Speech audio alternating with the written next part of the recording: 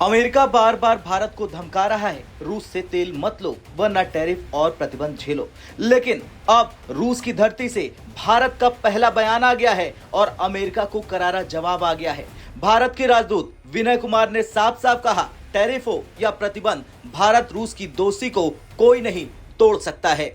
आज हम बताएंगे कि आखिर ये दोस्ती इतनी मजबूत क्यों है, क्यों अमेरिका भी इसे तोड़ नहीं पा रहा और आने वाले महीनों में कौन कौन से बड़े सौदे भारत रूस के बीच होने वाले हैं जिससे चौंकने वाली है पूरी दुनिया। दरअसल ये तो सभी को पता है कि अमेरिका ने भारत को चेतावनी दी, रूस से तेल लेना बंद करो, और ये हर रोज की चेतावनी या फिर यूं कहें धमकी है। इतना ही नहीं, अमेरिका ने भारत से आने वाले कई प्रोडक्ट पर 25% का सेकेंडरी टैरिफ भी लगा दिया। डोनाल्ड ट्रंप के व्यापार सलाहकार पीटर नवारो ने कल ही कहा है कि अगर भारत रणनीतिक साझेदार है तो उसे रूस से तेल नहीं लेना चाहिए। अमेरिका बार बार भारत पर आरोप लगा रहा कि भारत रूस से सस्ता तेल लेकर उसे फाइनेंस कर रहा है। भारत अब चीन से भी नजदीकियां बढ़ा रहा, लेकिन भारत ने साफ कर दिया, हमारी एनर्जी सिक्योरिटी किसी के दबाव पर निर्भर नहीं करेगी। और यही वजह है कि रूस में भारतीय राजदूत विनय कुमार ने रूसी मीडिया के साथ इंटरव्यू में बड़ा बयान दिया और कहा, भारत रूस की दोस्ती दशकों पुरानी है, इसे कोई नहीं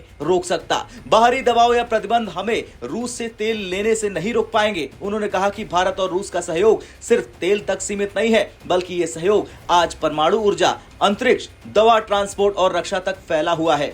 इसके आगे उन्होंने कहा, ब्रह्मोस हमारी दोस्ती का बेहतरीन उदाहरण है। आगे योजना है कि कई हथियार और टेक्नोलॉजी भारत में बने और तीसरे देशों को निर्यात किए जाए। यानी भारत रूस मिलकर ग्लोबल डिफेंस एक्सपोर्ट हब बनने की दिशा में आगे बढ़ रहे हैं। भारत की कई कंपनियां अब रूस में उत्पादन इकाइयां लगा रही, रूस की जमीन पर मेड इन इंडिया प्रोडक्ट बनाकर उन्हें तीसरे देश में बेचा जाएगा। दोनों देशों के बीच नए समझौते होने वाले हैं जो ऊर्जा, परिवहन, मेडिकल टेक्नोलॉजी और डिफेंस सेक्टर में होंगे। ये रिश्ते अब सिर्फ बायर सेलर तक सीमित नहीं है, बल्कि पार्टनर तक पहुंच चुका है। राजदूत विनय कुमार ने पीएम मोदी और राष्ट्रपति पुतिन की दोस्ती पर कहा, दोनों नेताओं की पर्सनल केमिस्ट्री सिर्फ कैमरे पर नहीं, निजी बातचीत में भी शानदार है। यही कारण है कि दोनों देशों के रिश्ते हर दबाव के बावजूद और मजबूत होते जा रहे हैं। रूस में आज 50 से 60 हजार भारतीय रहते हैं। बहुत से रूसी लोग भारतीय संस्कृति और योग सीखना चाहते हैं। भारतीय फिल्म और संगीत का रूस में बड़ा फैन बेस है। यानी ये रिश्ता सिर्फ राजनीतिक या बिजनेस तक सीमित नहीं है, बल्कि दिलों से दिलों तक जुड़ा हुआ है।